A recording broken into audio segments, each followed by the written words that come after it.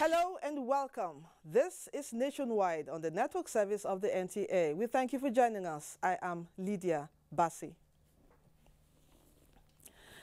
The need to strengthen Nigeria's healthcare system and increase budgetary allocation to health has again resonated as guests on NTA's flagship program believe that Nigeria can get to that stage where access and affordable healthcare will be a right and not a privilege. Aisha Obali reports.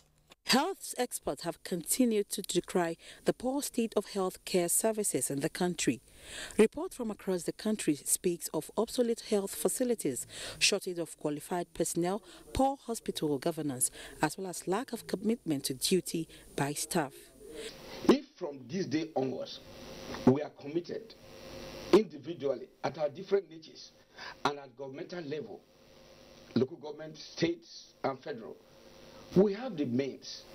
If, for instance, the least requirement of the World Health Organization and the Abuja Declaration of all heads of governments in Nigeria, 2001, that at a minimum 50% of our national budget should be devoted to health. In finding solutions to the menace of medical tourism, experts called on government to create an enabling environment where the private sector will play a greater role in the nation's healthcare delivery system.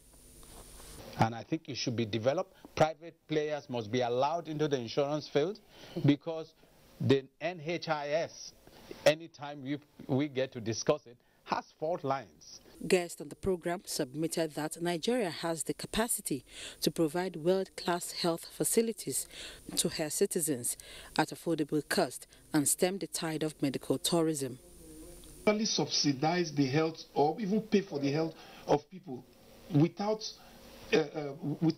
with good planning.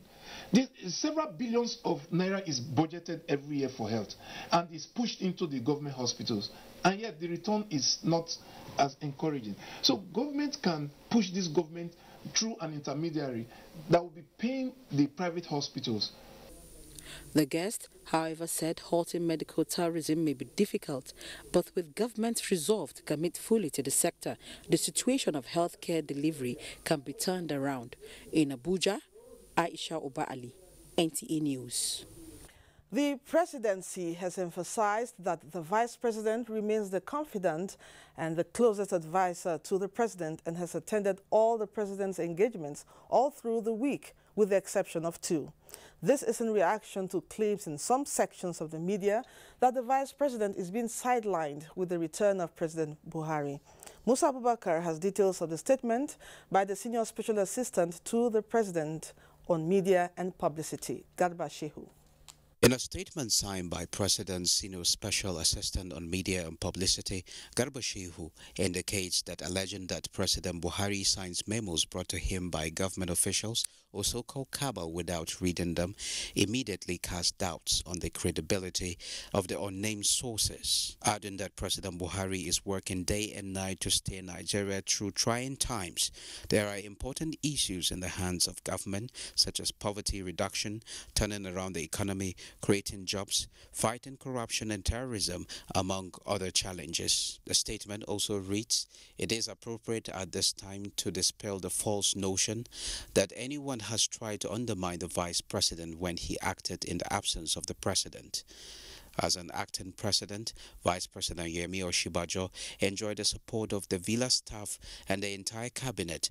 Otherwise, he will not have succeeded and earned the praise of the president. Garba Shehu welcomed journalists with questions to ask concerning the president and the Villa administration to approach both the special advisor Femi Adesina, Lau Akande, or himself. Away from Abuja now. ECOWAS Parliament is to send a delegation to Sierra Leone to commiserate with the government and people of the country over the mudslide which claimed hundreds of lives. Speaker of the Parliament, Mustafa Siselo, said this while declaring open the extraordinary session of the institution in Lomé. Joseph Orok was there. Although there is no provision in the Parliament's statutory duties to give financial assistance to ECOWAS countries, the Speaker said it is incumbent of institutions like the Parliament to be concerned with the humanitarian need of the people. He said the Parliament will consider and adopt amounts of money which will be given to Sierra Leone to assist the country to ameliorate the challenges associated with the mudslide.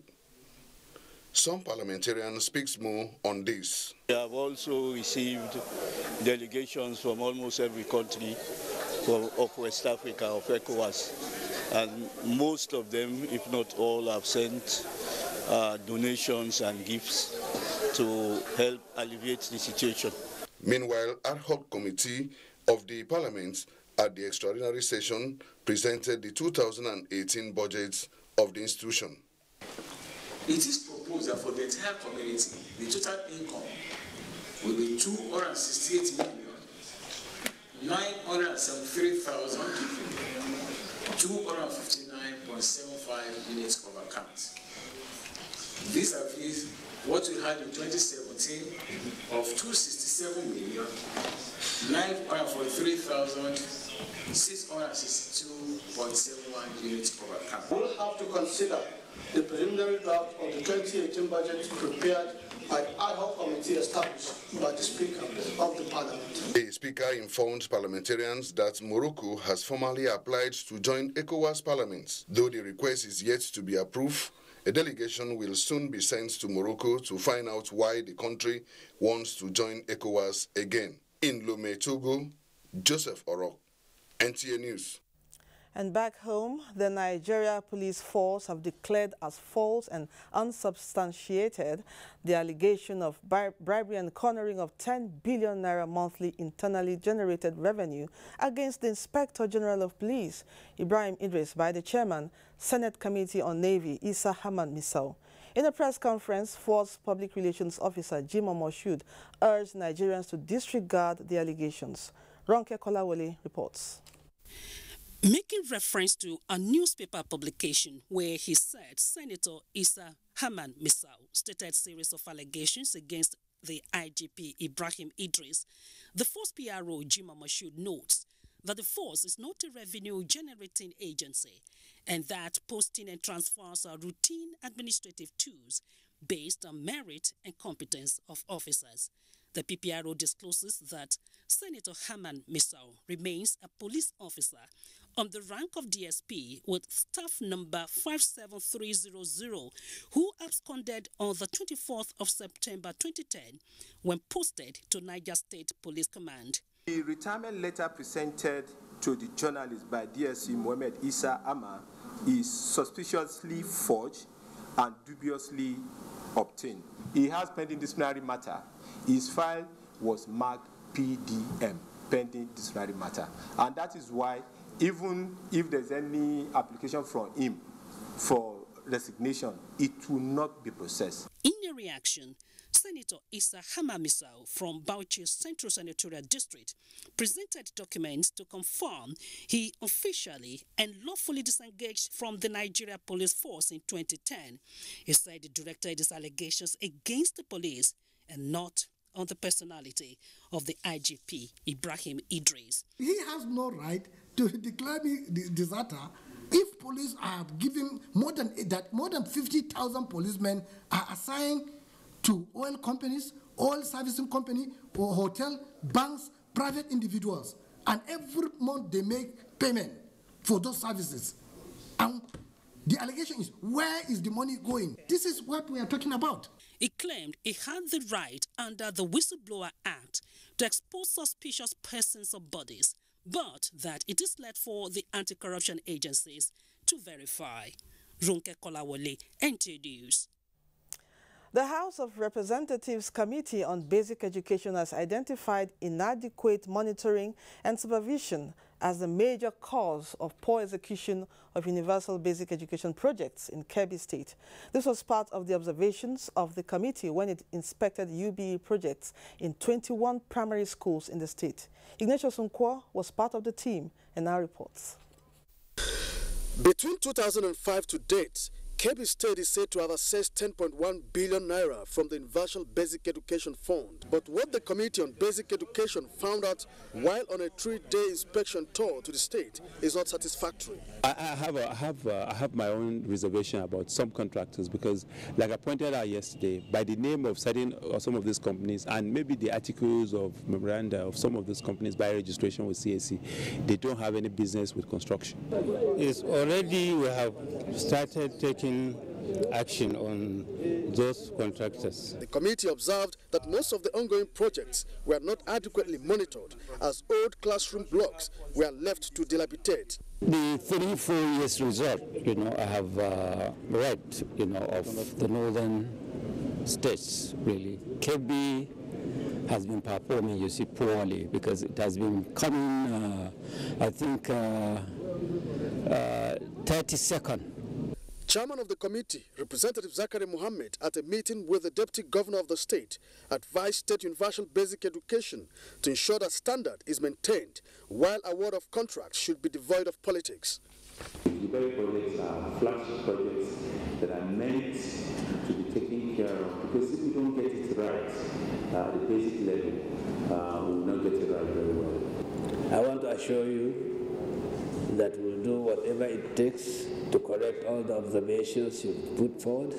From Brendan Kebbi in Kebbi State, Ignatius Nkwo, NTA News. Towards revitalizing Nigeria's economy through cocoa production, key players have been urged to join hands to improve production, processing, and marketing of non-export commodities. President Muhammadu Buhari, represented by Minister of Agriculture and Rural Development, Audu Ogbe, made the pronouncement at the opening of the first International Cocoa Summit in Abuja. Musa Abubakar reports. With the discovery of oil, cocoa is one of the major cash crops driving Nigeria's economy. The dwindling fortunes of crude oil in recent times and moves to diversify the economy necessitated a renewed effort to bring back the glory of cocoa, which has the potentials to promote inclusive development. The summit, in line with the federal government's agricultural transformation agenda, seeks to engage partners on actionable strategy for sustainable cocoa production with emphasis on research and development, as well as engage in new technologies. The initiative represents in itself the innovative Nigerian spirit and determination to set our country on the path of true economic diversification.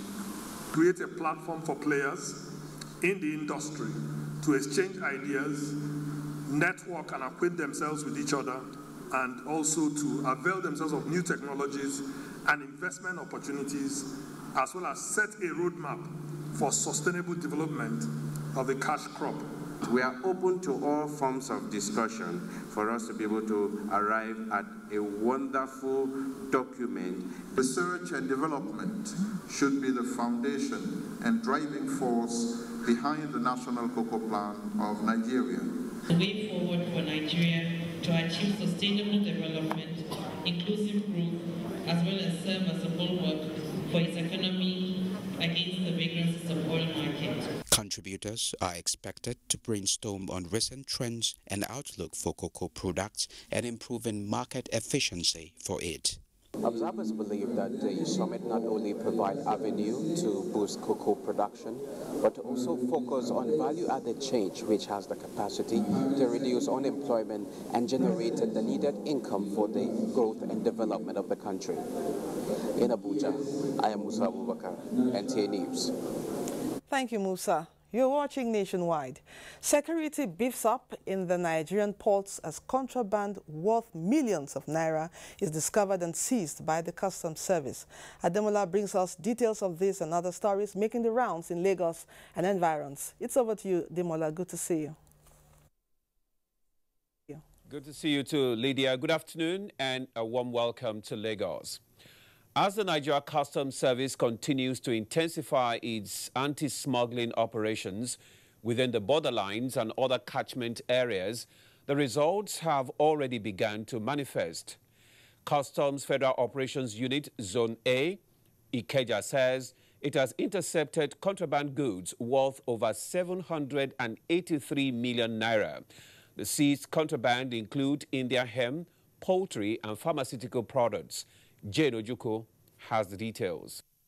The Controller of Federal Operations Unit, Zone A, Ikeja, Muhammad Obar Garuba, while inspecting the seized consignment, explained that the 783 million naira worth of contraband goods were as a result of 54 seizures.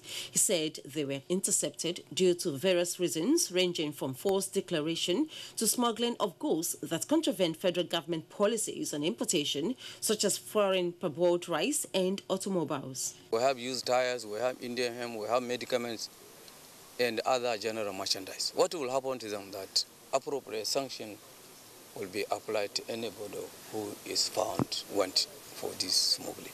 The comptroller disclosed that 16 suspects have been arrested in connection with the seizures. He later handed over the pharmaceutical drugs and the Indian hemp to representatives of the National Food and Drug Administration and Control (NAFDAC) and Nigerian Drug Law and Enforcement Agency, respectively, for further investigations. We can say maybe with 60–70% certainty that they are fake products. But eventually we are going to confirm that, and these culprits will be definitely dealt with. This seizure has denied thousands of youths access to these illicit drugs, and many lives have been saved. Comptroller Obar Garuba wants smugglers and those involved in illicit trade to desist, as the Nigerian Customs Service is more determined to cripple their activities. In Lagos, Jane Ojuku, NTA News. Effective and regular training have been described as a veritable tool for improving efficiency of officers and men of the Nigerian Army. To combat insecurity in the country, Commanding Officer 81 Division, Major General Peter Dauke, stated this at the opening ceremony of the 81 Division Officers Combat Proficiency Competition in Lagos. Abolade Salami has the details. The Army, in its quest to rid the country of insecurity and acts of terrorism, is engaging officers and men in combat proficiency training and tactical orders to cope these challenges. Commanding Officer 81 Division, Major General Peter Dauke, represented by the Commander 55 Division, Signals, Brigadier General Daniel Adeyemi, said the combat proficiency exercise is aimed at promoting a secured environment and encourage officers' qualities of courage, willpower, physical fitness, and endurance skills. It is therefore essential to develop our officers' physical and mental robustness, ensure that they are capable of applying the rudiments of military training in order to develop their powers of judgment, because knowing when and how to act is important to mission success at all levels. Commander 9th Brigade, Brigadier General Atu, said the combat proficiency will help build a formidable troop towards ensuring a robust and efficient army. Combat proficiency competition is directed at improving leadership quality of junior commanders to prepare them for higher responsibilities. High point of the ceremony was the oath taking by participating officers in the exercise. The training will avail officers within the rank of second lieutenant and major the opportunity to improve their skills on night navigation, combat swimming, shooting and arms competition, as well as obstacle and physical fitness. In Lagos, Abolade Salami, NTA News. The increasing rate of mental instability and depression among Nigerians has received the attention of mental health experts who are rubbing minds in Lagos on how to tackle this social burden. Lynn Lenike reports that the forum is meant to identify causes and appropriate treatment for mental ailments in the country.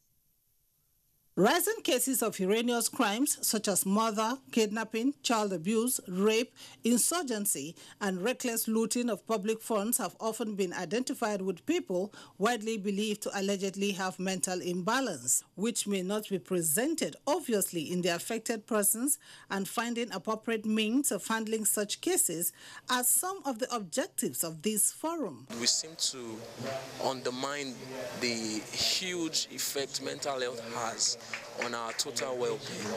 I think that those are the reasons why we considered this Work and Emotional Balance Conference. Experts say handling cases of mental imbalance is multifaceted and requires appropriate social platforms that will remove societal stress and burden from sufferers. From us at the Mental Health Foundation, what we are after is about looking at the issues of fighting stigma and discrimination, which exposes one to mental illness, and keeping this, making sure that people don't keep quiet, and advocating for issues, policy issues that affect persons in that space. In this part of the world, because they don't know about it, it has been more of something more spiritual than mental. So we are trying to raise awareness to let people know that, okay, this is not spiritual, this is something mental, and it is here right there. So we are going to do something about it. It is the consensus of opinions at this forum that any strategy being adopted for treatment must include social inclusion of people with disabilities, emotional and mental depression, as well as those in the abject poverty levels. In Lagos, Lynn Lenake, NTA News. Well, those are top stories at this hour from Lagos. It's back to you, Lydia, for more on Nationwide. Good afternoon. Thank you, Demola. Welcome back to Lagos, to Abuja. The federal government has declared Friday 1st and Monday the 4th September 2017 as public holidays to mark Eid al-Kabir celebration. The Minister of Interior, Lieutenant General retired Abdurrahman Bello Dambazal, who made the declaration on behalf of the federal government, congratulates Muslim faithful and all Nigerians to use the occasion to pray for peace, unity, prosperity, and the stability of the country's democracy. General Dambazal further urged all Nigerians to join hands with the government of President Muhammadu Buhari in its avowed determination to build a peaceful and harmonious country. The minister assured citizens of their safety in all parts of the country, emphasizing that security agencies have been directed to maintain the peace and protect lives and property. The use of jackets by the Nigerian Hajj officials in Saudi Arabia is one measure reintroduced by the National Hajj Commission as a way of rendering services to the pilgrims in this year's Hajj.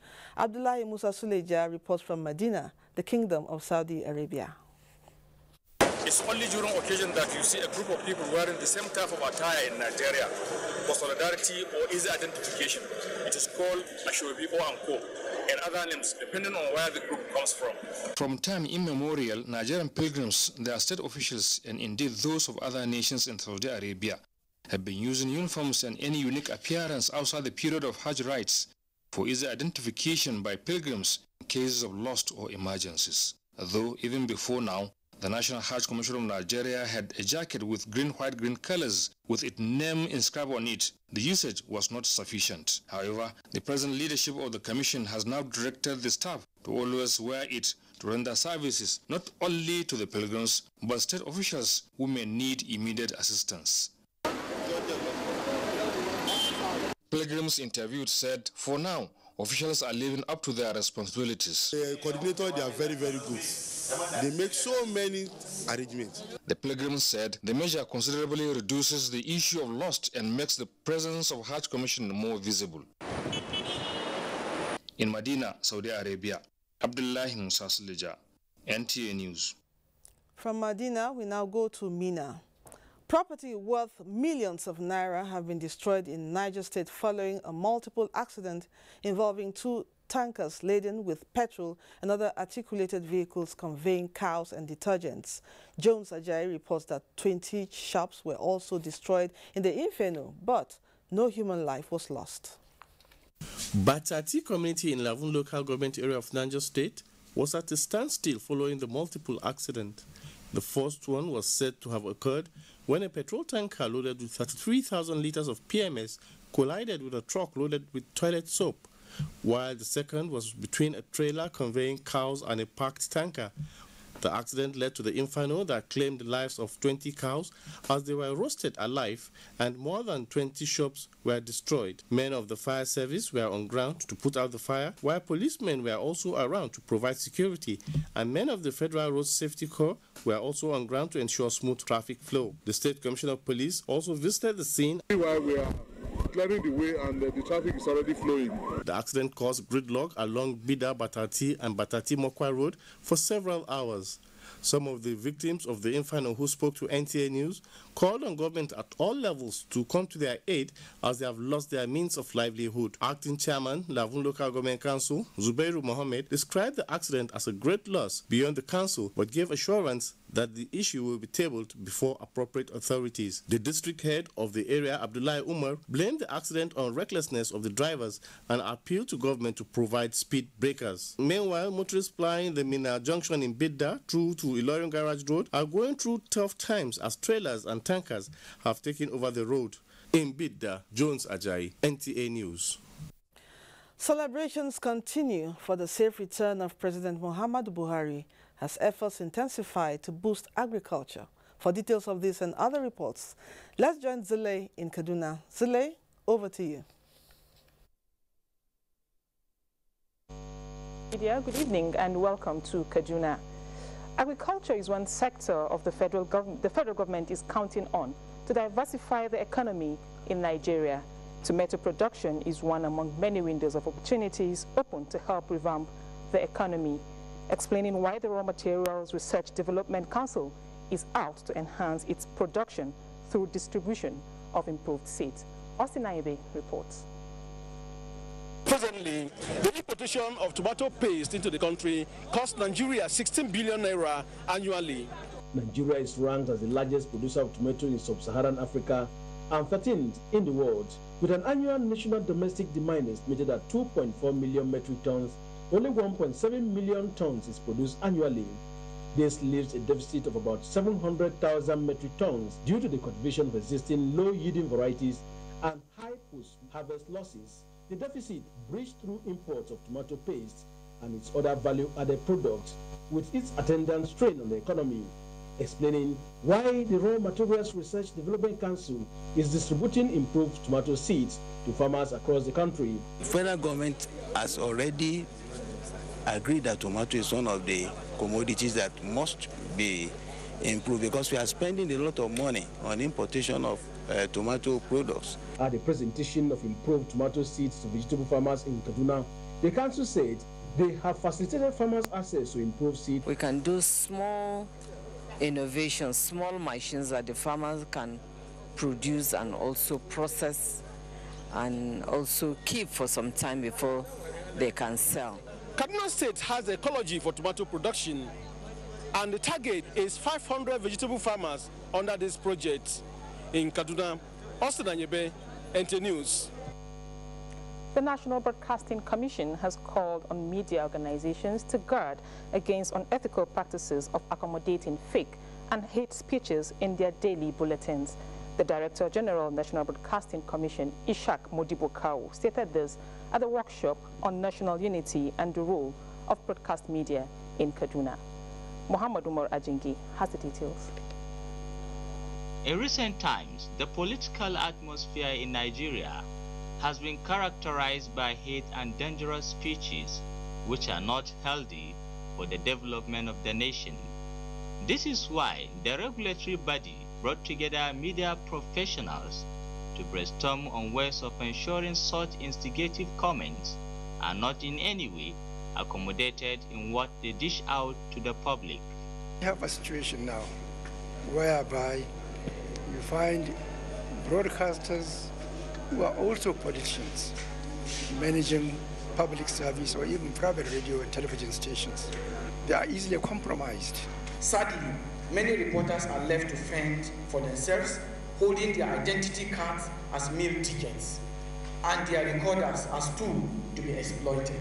Ishak Modibo Kawu is the Director General of the Commission. citizens posting their views on social media is part of a democratic development of society. But the issue is, how responsible is some of this material that are posted? Now, for broadcast stations, they must be very, very careful in sourcing materials from the social media. Stakeholders called on owners of media outfits to pay more than casual attention to improving the welfare of their staff to avoid external influence. In Kaduna, I am Muhammad Umarajingi, NTA News. Governor Muhammad Badaru Abubakar of Jigawa State has urged Nigerians to continue to support President Muhammadu Buhari to consolidate on the good work he has started. The governor was speaking shortly after the president's return from a medical vacation in London. Awal Muhammad reports.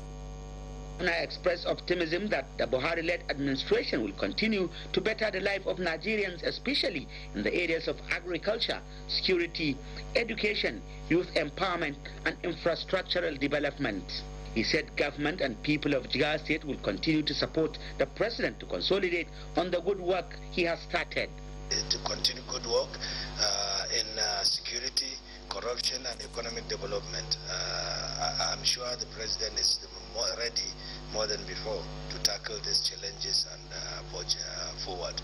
Meanwhile, residents of Duse, Jigawa State capital, have joined millions of Nigerians to welcome President Muhammadu Buhari home after his medical vacation in the United Kingdom. When I heard it, that he was coming, we were so happy because he gave us the peace. He made us to realize that what we vote for is not in vain. Very happy with the coming back of our president, and we need him at least to work harder again, more than the way he is doing before. We are very grateful the president is back and well and hearty, and we wish him the best and to continue where he stopped before he fell sick. Awal Muhammad Kazauri, NTA News. In the spirit of the 10 days of Zulhijjah, a Kaduna-based non-governmental organization has donated cash and toiletries to some communities to alleviate their suffering. Fatima Tenkokuta has the details.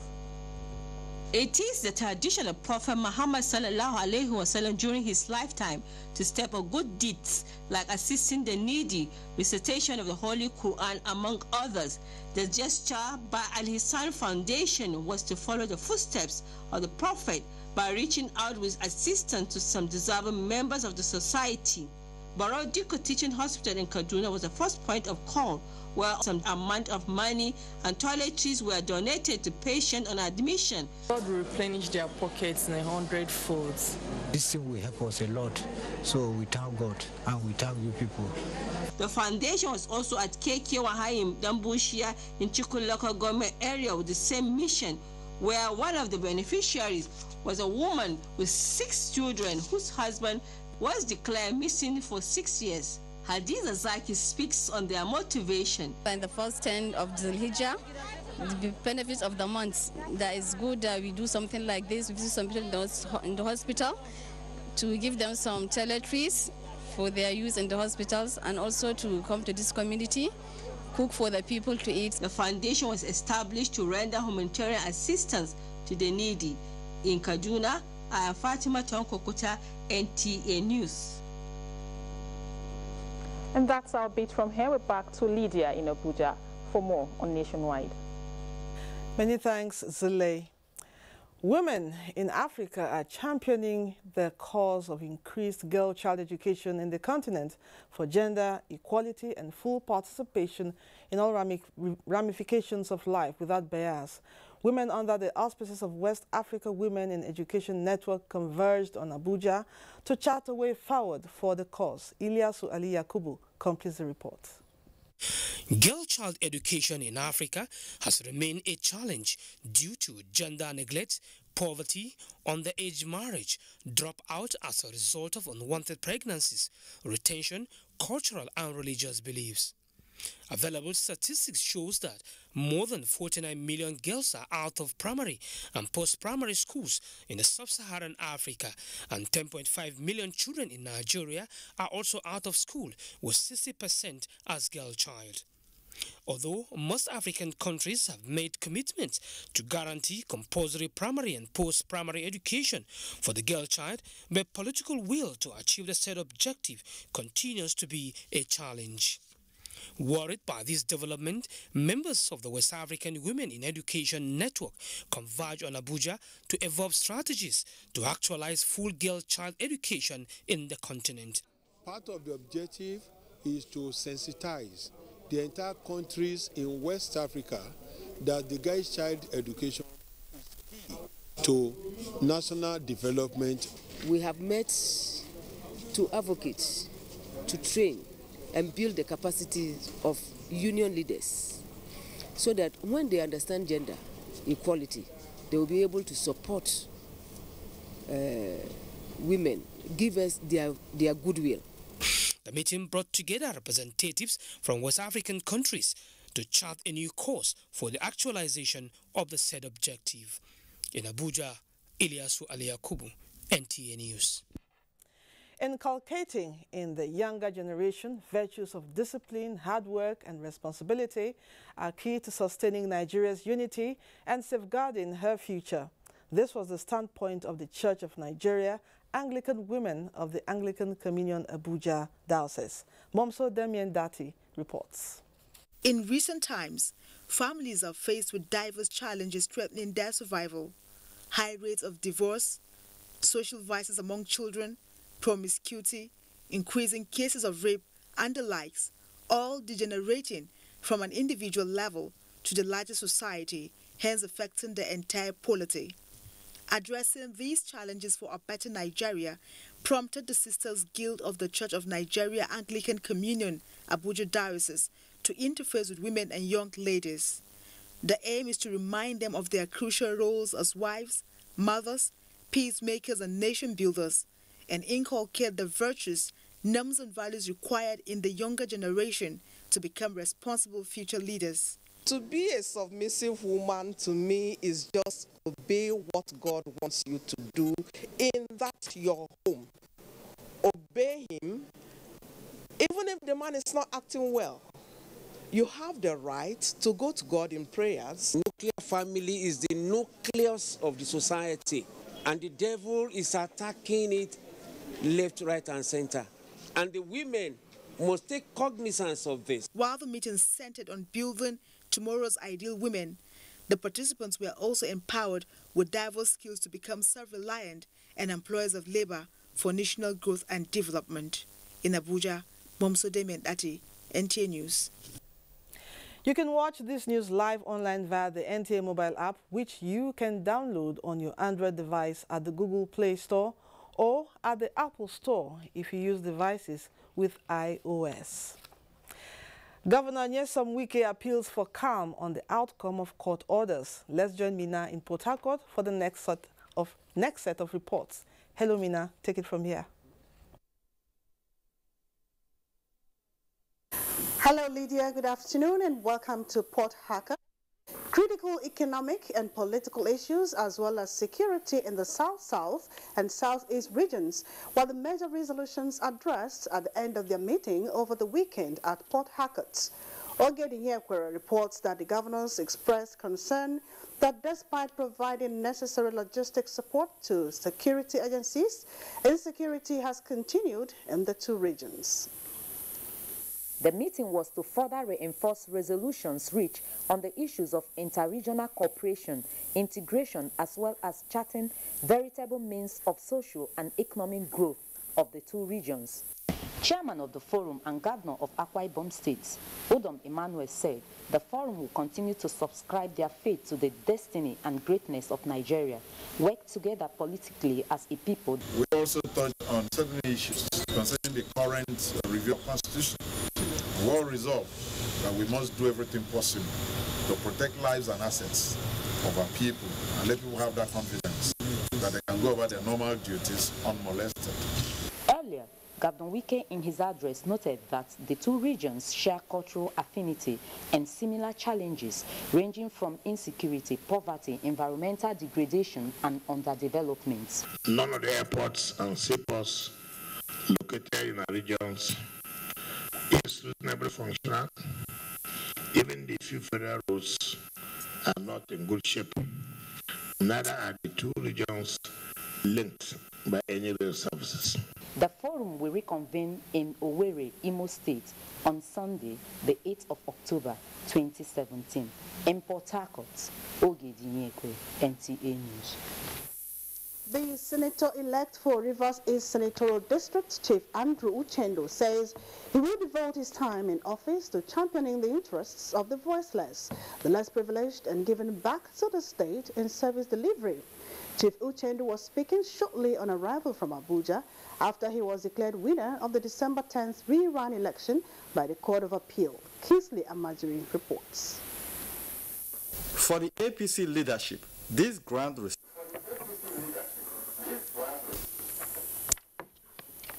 faithful, this day is an indication that the party has been reinvigorated, preparatory for the next general elections. When we were telling the world that APC is on ground in Rivers State, people never believed it.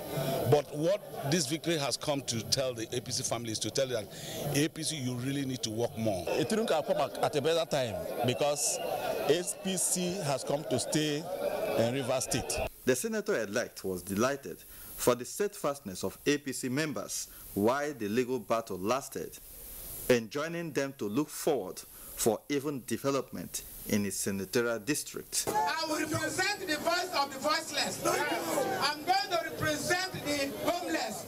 I'm going to represent the hungry. I therefore dedicate my victory at the polls and indeed at the Court of Appeal to reconciliation and peace in the state. He was later treated to a grand reception at his country home, Mboitanwo, in Emoha local government area. In Port Harcourt, Kingsley Amajiri, NTA News. The Rivers State Governor Nyesom Wike has appealed to stakeholders from Kiribati Nation, the hometown of Senator George Sekibor, to remain calm and accept the outcome of the appeal court judgment that displaced Senator Sekibor of the PDP in good faith. The governor made the appeal when he received stakeholders from the Kiribati Nation, comprising people of Okirika and the Ogugbolo local government areas of Rivers State at the Government House, Port Harcourt. Ogedinyekwe completes the report.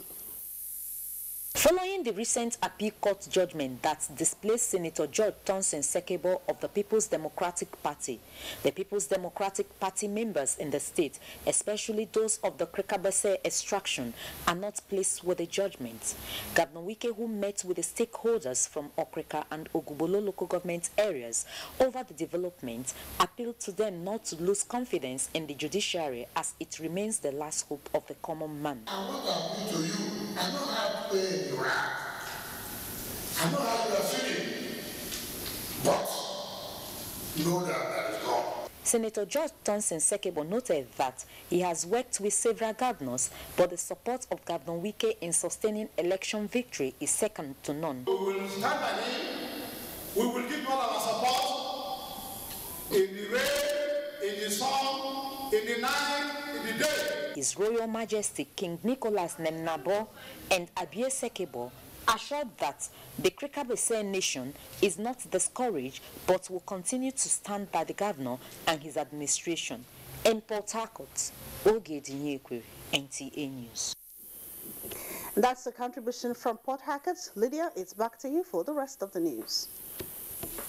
Many thanks, Mina. This is Nationwide on the NTA. We'll now take a break. We'll return after these commercials. Hate speech is not a joke. It incites genocide and crimes against humanity. Most of Africa's civil wars are caused by hate speech from one tribe against another. We don't want it here. The Nigerian government stands firm against hate speech. Under no conditions whatsoever should we tolerate or excuse or justify hate speech or hateful conduct of any kind, especially where such is illegal.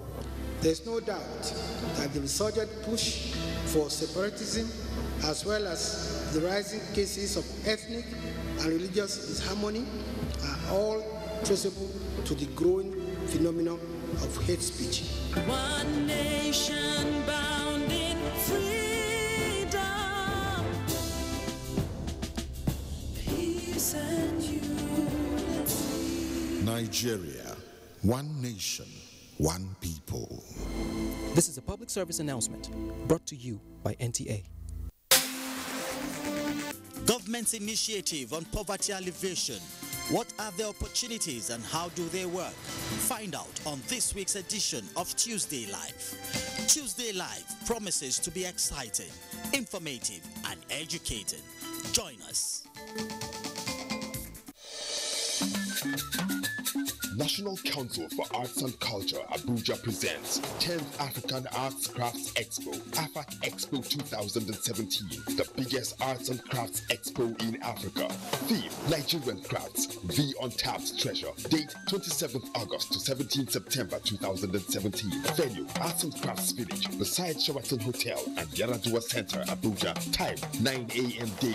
AFAC presents a unique platform for artists, crafts dealers, manufacturers, and other stakeholders to buy, sell, and promote products from Nigeria and other African countries. For more information, please call Chinwe on 0803-321-7724, Gerald on 0802-3345-301. National Council for Arts and Culture, our culture, our pride. Otumba Olusegun Ronshewe, Director General, Announcer.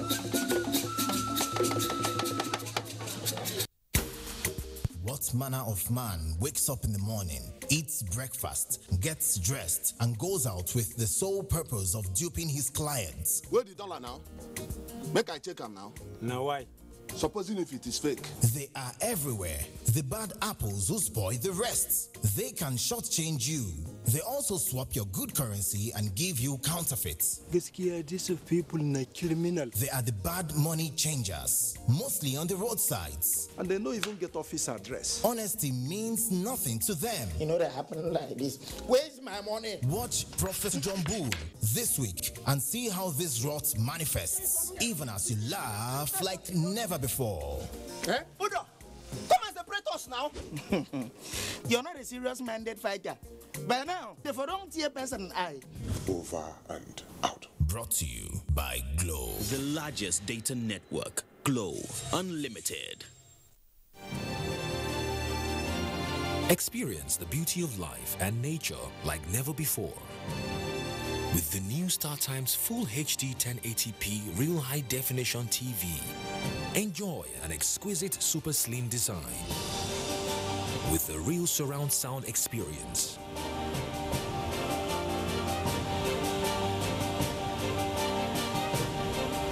Watch the biggest blockbusters on over 200 plus channels.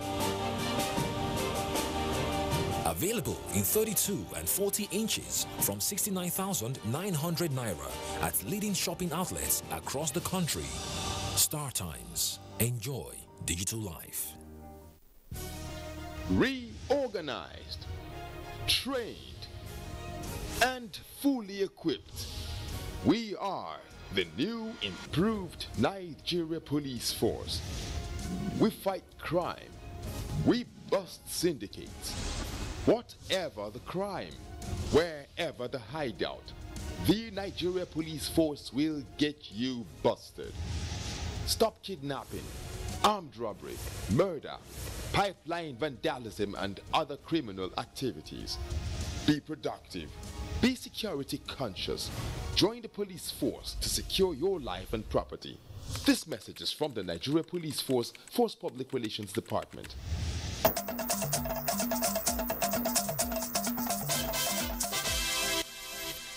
Welcome back. This is Nationwide. Thank you for standing by.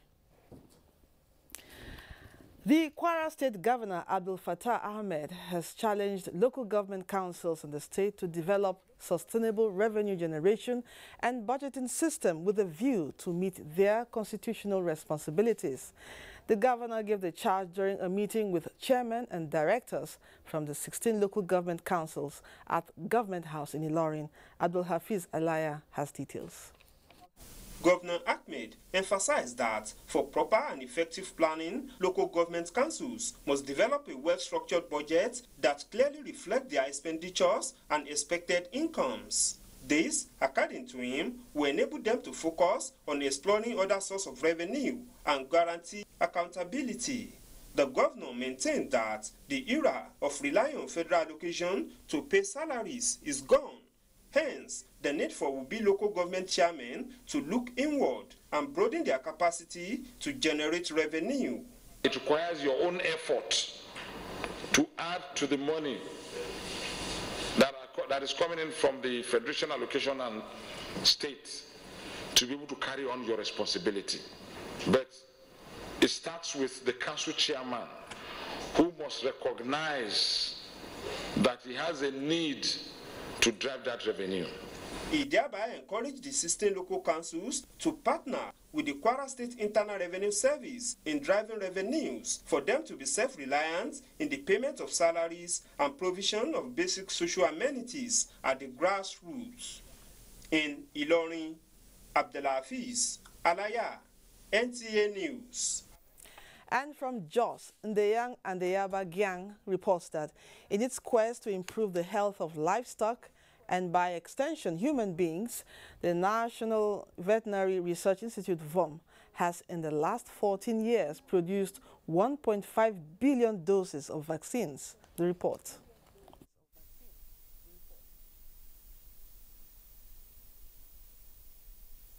Established about 90 years ago, the National Veterinary Research Institute, initially to control rinderpest, now has 5 mandates, which include to conduct research in all aspects of animal diseases, their treatment and control, develop and produce animal vaccines, sera and biologicals to meet national demand, as well as provide surveillance and diagnosis of animal disease.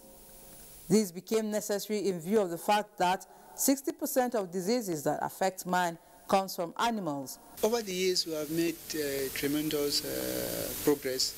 Currently, we produce 16 different types of vaccines, with some recent new addition. The institute develops and produces over 100 million doses of bacterial and viral vaccines annually. We have the anti-rabies vaccines for dogs and for cats. Then we have the infectious muscle disease, popularly known as Gumboro. We have Pan-African vaccine in Ethiopia. PAMBAC regulates all these biologicals with vaccines in Africa.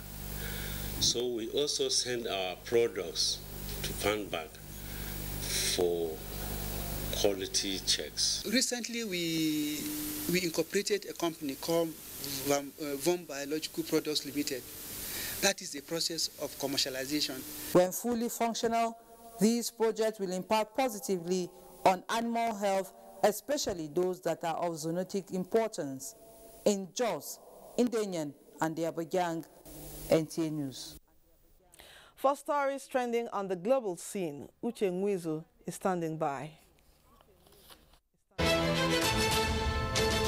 Hello and welcome. We begin this segment on environmental issues. Kenyan government has commenced the enforcement of the ban on manufacturing, selling and carrying of plastic bags after years of delay. Offenders are liable to pay fines of $38,000 or 4 years in prison. This development did not go down well with manufacturers who argued that about 80,000 jobs could be lost. A court had earlier rejected a challenge to the ban. In the meantime, thousands of people have been ordered to safety as one of Houston's main rivers overflowed its bank in the grip of the biggest storm in the history of the state of Texas. 5 people are reported dead. Roads turned into rivers as Hurricane Harvey intensifies. Emergency services struggle to cope. Reports from China says India has withdrawn troops from a disputed Himalayan border area, ending weeks-long row. Foreign ministries of both countries confirmed troops were disengaging at Loklam after agreements between them. The row began in mid-June when India opposed a Chinese attempt to extend a border road on the plateau. And a controversial Indian guru convicted of rape on Friday has been sentenced to 10 years in prison. Reports say his followers had set a vehicle on fire before the sentencing, and about 38 people had died in the violence that erupted after Friday's verdict in Panchkula. Gurmeet Ram Singh, who claims to have millions of disciples, was found guilty of raping 2 women in 2002. That's a wrap on this segment. I am Uche Mwizu. The news continues shortly. And now sports. Nigerians commend the victorious Tigresses as top seeds begin quest for glory at the US Open. Dean Desani is our guide.